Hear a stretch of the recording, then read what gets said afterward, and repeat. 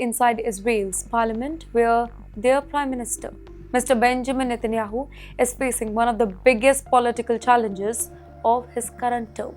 While Israel continues dealing with serious security threat far beyond its border, a different battle is unfolding inside the country's political system. This time, the issue is military service and a deeply controversial law involving Israel's ultra-Orthodox community, also known as heckled. In a closely watched vote, Netanyahu's government narrowly secured approval in Knesset by a margin of 58 votes to 54. The vote allows the government to temporarily freeze the arrest and prosecution of ultra-Orthodox draft invaders, basically a decision that has triggered intense political debate across Israel. The scene inside parliament, it quickly turned dramatic. Opposition lawmakers, they shouted slogans across the chamber.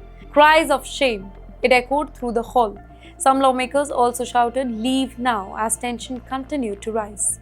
Now, reports say that Mr. Netanyahu left the chamber before the final vote was completed, adding even more political attention to an already heated debate. And at the center of the controversy is Israel's long-running dispute over military service. Most Israeli citizens, they are required to serve in the country's armed forces. However, for many years, large sections of the ultra-Orthodox community have received exemptions to continue religious studies instead of joining the military. Here, supporters of the new legislation, they argue that it provides temporary legal protection, while a broader solution is discussed. However, critics say that the policy creates unequal treatment at a time when Israel's military is facing a lot of operational pressure. Well, the debate has become even more sensitive because senior officers within Israel's defense forces, they have repeatedly warned about growing manpower shortage. As security challenges continue on multiple fronts, military leaders say that additional personnel are becoming increasingly important now.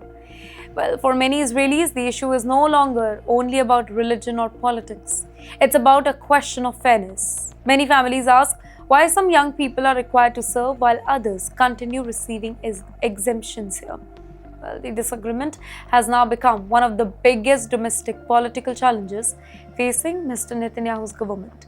It also highlights how internal division, it can become even sharper during periods of national security crisis. And yes, while missiles continue flying across West Asia and diplomatic tension rise between major powers, governments are also being forced to deal with their own political battle. And that is why this conflict is unlike many others. It is being fought on multiple fronts at the same time.